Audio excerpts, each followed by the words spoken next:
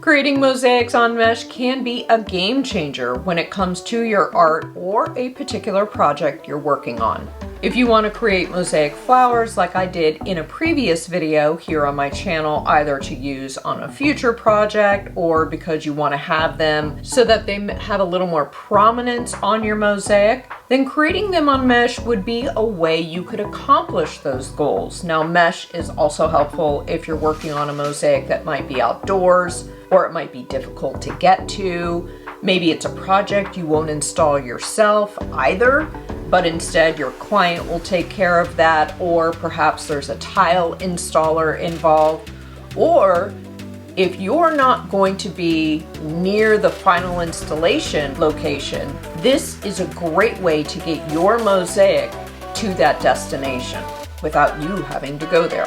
It's really cool to use mesh in your mosaic work if you have an idea and you're like, I really want to tile this thing, but I have no clue what substrate I would put this thing on, but I want to tile it. Do it on mesh. Do it on mesh and then put it away. You saw the box that I had full of all of those mosaic flowers. I made the flowers. I wanted to make the flowers. I don't know where I'm going to use them, but now I've got them. They're right back here in a container, and I've got them, and then I pull out one that is perfect to use in a mosaic. I'll show you. Let's get to it. Welcome back. And if you're new here, my name is Julie. And on this channel, we talk about tips, tricks, tools, adhesives, materials, and specific mosaic projects, all to shorten your learning curve when it comes to creating mosaic art. So if that sounds like something you'd be interested in, please consider subscribing. Creating mosaics on mesh can be a game changer when it comes to your art or a particular project you're working on. If you want to create mosaic flowers like I did in a previous video here on my channel, either to use on a future project or because you want to have them so that they have a little more prominence on your mosaic, then creating them on mesh would be a way you could accomplish those goals. Now, mesh is also helpful if you're working on a mosaic that might be outdoors or it might be difficult to get to. Maybe it's a project you won't install yourself either, but instead your client will take care of that, or perhaps there's a tile installer involved. Or if you're not going to be near the final installation location, this is a great way to get your mosaic to that destination without you having to go there. In fact, I've done a number of videos on my channel all about how to mosaic on mesh, and I'll include a link to those videos down below in the description. But for the purpose of today's video, I'm going to take a mosaic on mesh flower that I made in a previous video that I just referenced, and I'm going to grout it to use in a future video that's a groutless mosaic. I know this is all very confusing, and in due time you'll see everything come together. But in today's video, we've got to work with step one, and step one is I need a mosaic on mesh to be grouted. So in today's video, I'll show you how I grouted the mosaic on mesh without it being adhered to its final substrate, and how to remove the extra mesh from around the mosaic and just clean it up in general. We've got a lot to cover, so let's get started. Okay, so I've mixed up a batch of white thinset. Yes, like I said earlier, you can grout with thinset.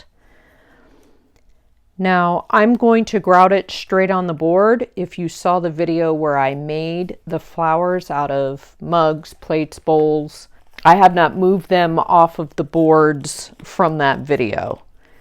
So they've been sitting here just waiting for a reason to be used, and I think this is a great reason why to use them. And so I'm going to grout it, I'm going to grout it, and I'm just going to leave it here to sit. And just to refresh your memory, This is not sitting on paper. If you can see, there's a little bit of a reflection or sparkle in there. It's actually sitting, the mesh is sitting on a little bit of plastic. And so I'm going to be able to peel the grouted piece off, and you'll see what I do with it once it has dried. So I've got my white thinset. I mixed it up a little stiffer than usual, and that's just because, you know, I'm going to grout, but I also want to really do what I can to keep this together. Here we go.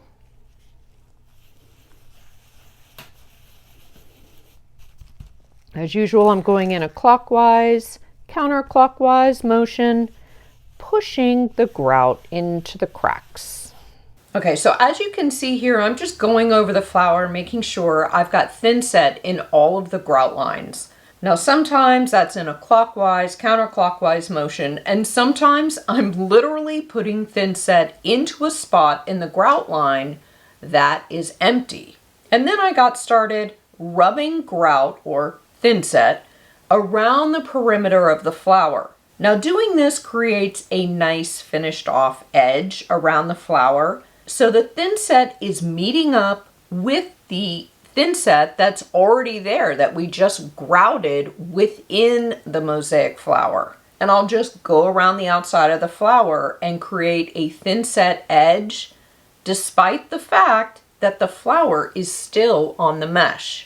So doing this, it's just as simple as putting a little bit of thinset on your fingertips and running your fingertips around the outside of the mosaic item. So the thinset will be caught, so to speak, meaning helping you distribute and cover the thinset around the perimeter of the mosaic on mesh by either the tesserae you used on your mosaic will grab a hold of the thinset that you are trying to distribute, or the grout line that you just applied to your mosaic around the outside part of your flour or your mosaic on mesh. That will also do a little bit of the work of grabbing a hold of some of the thinset. Another way would be by the mesh itself grabbing a hold of the thinset. So there are lots of things working together to help you create this thinset edge around the outside of your mosaic on mesh.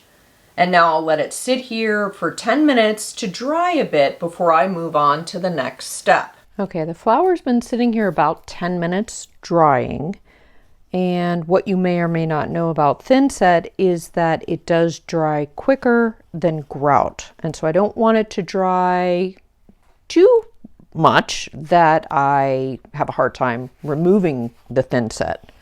So I'm just going to gently take it off the way I put it on in a clockwise, counterclockwise motion. And I'm trying to expose, clean off, uncover, whatever you want to call it, all of the borders of the broken mugs. Or maybe this was a plate, not sure. But just clockwise, counterclockwise motion, cleaning it off. You don't want to dig into your grout line and remove any of that grout, but you just want to go over the surface of the tesserae, removing the thinset. And I'm not even addressing the outside yet. I'm just dealing with the actual thinset that's on the flour at this point.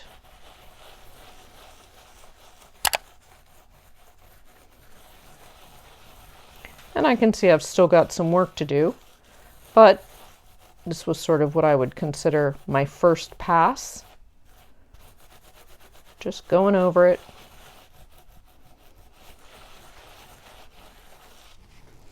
So for my, what I call my second pass, I'm going to get a little more strategic. I'm going to get a little more in there, carefully in there, and just clean off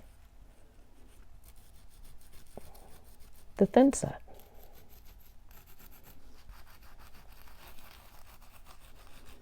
This is definitely the stage where you want to make sure that each tessera is clean. You don't want to get to a point where you didn't clean everything off thoroughly and then you're dealing with grout haze, or you wished you had exposed more of the tile. And it happens. I mean, it's not unheard of, especially the bigger the mosaic. This one has a lot of pieces though, but still, I should definitely be able to clean everything off, especially with the high contrast of the white thinset and the red tesserae.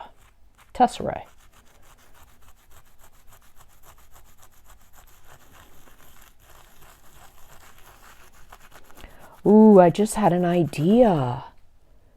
Ooh, what if I were to put like one of those flat-backed glass dots? If I had like a white pearly, ooh, I'm gonna have to look into that. That would be pretty. Love that. Yeah, you think you're surprised that I went with white thinset. Whew, I'm surprised too. High contrast. How could I not, right? High contrast. I love it.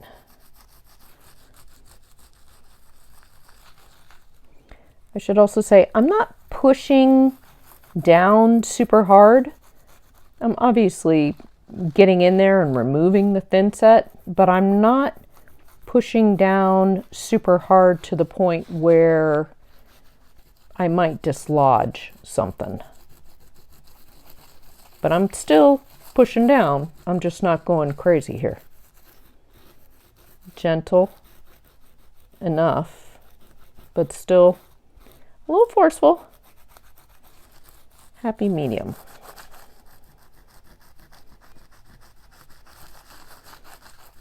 Okay, this is looking pretty good.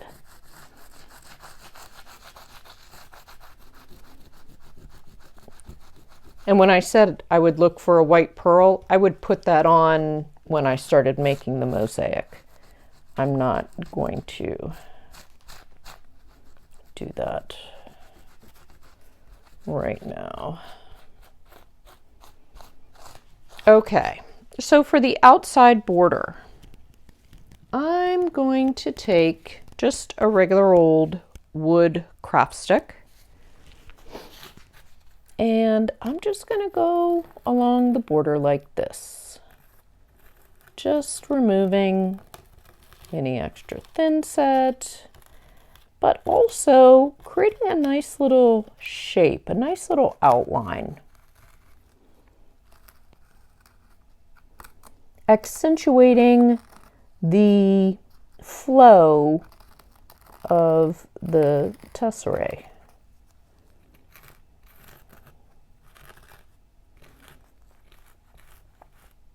And I'm not getting, again, kind of like with the grouting, I'm not like super getting in there and like going in like a destroyer, but I'm still like here. This could be a little more, and maybe, you know, I could go in at it like that and just sort of clean it away, but still it's going to have a nice little silhouette to it.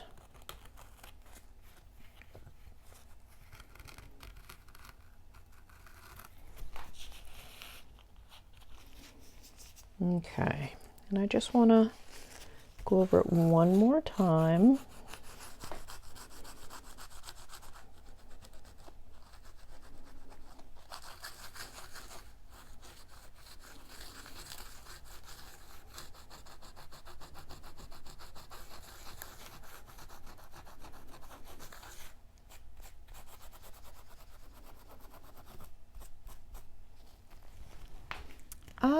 don't know about this right here. Do I need to? I do. Okay. Little hidden little area there.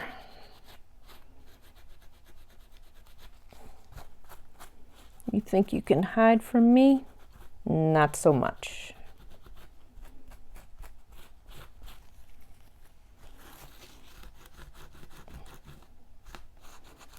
Okay, this is looking good. Okay, now I'm going to let this sit and dry for 24 hours at least before I come back and I pull it off the mesh. Okay, now that the flour is dry, the thinset is dry. This is the next day, I should say. It's the day after. I'm going to remove the tape from the mesh carefully. I'm going to try to reuse this piece of cardboard to get the flour transported on my trip. I just want to keep it safe until I get to my destination and I can adhere it to its final substrate. Okay, so right now the flour, the thinset rather, is sticking to the plastic. I think I told you earlier that there's a piece of plastic here. Okay, so I'm not going to pull up. I'm not going to pull up like that to get the mesh free from the plastic. Instead, I'm going to pull everything away from it. In no way, okay, and that really was super easy. But in no way do you want to make a hard bend in your mesh. Rather, you pull away the plastic from the underneath, from the bottom, then pull the mesh up. So the next step in this, and I'm just using some like older scissors. I'm not super like they're not my best scissors, because I'm going to go around and I'm going to cut the perimeter of this, and the thinset, the dried thinset, is going to scratch up your blades a bit. So you want to use kind of your old grubby scissors when you're doing this, but I'm just going to try to get as close as I can to the flour.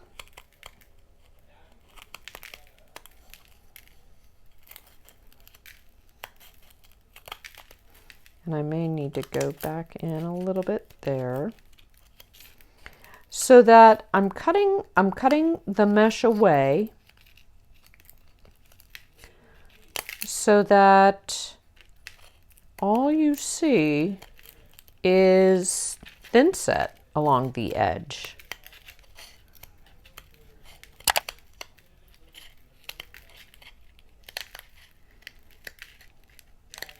And yes, I am making a mess, but I will clean that up.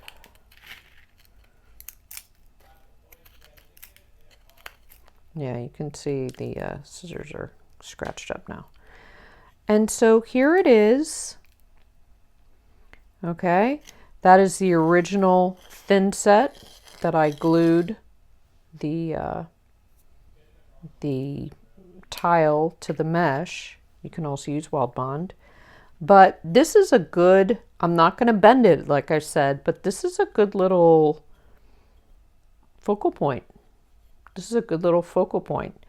And I'm going to clean up this, and then I'm going to cut down this cardboard a bit. I think I'm going to cut 2 pieces and sort of sandwich this in between just to get it safely to my destination so I can use it in my groutless mosaic, which now suddenly has grout involved, but you don't have to have a focal point like this in order to be able to make the groutless mosaic. This was sort of a, I don't know, last minute decision here. But anyways, let me get this cleaned up and I'll be right back. Okay, so I've cut out two basically even pieces of cardboard, same size I should say, and I've got more of the blue painter's tape, and I'm just going to secure the flower in between the pieces of cardboard.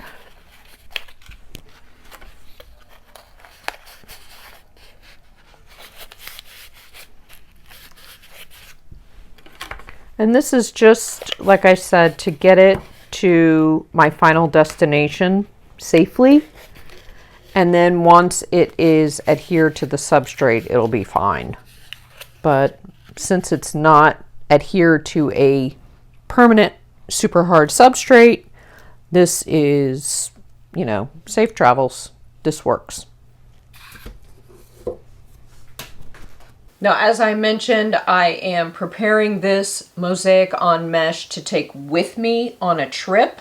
And there are 2 videos to come after this one, which deal with mosaics on trips and another tutorial, shall we say. And I will include links to those videos down below in the description.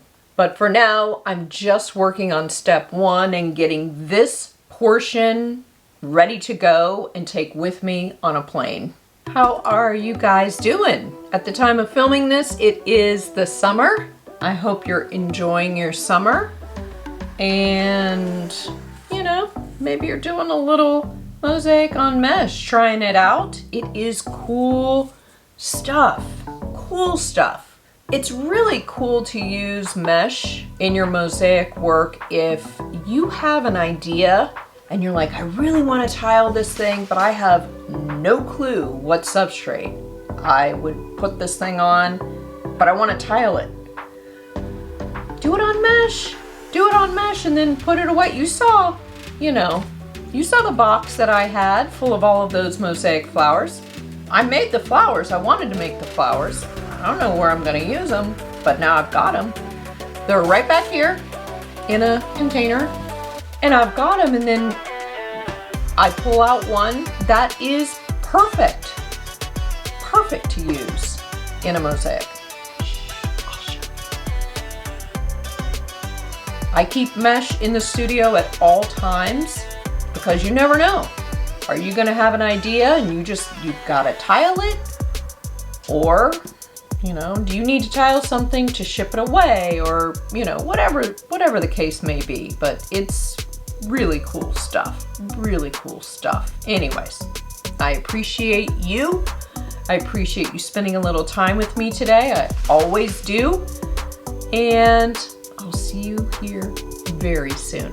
For more mosaic inspiration, check out one of these 2 videos. Thanks for watching, and I'll see you soon. Bye.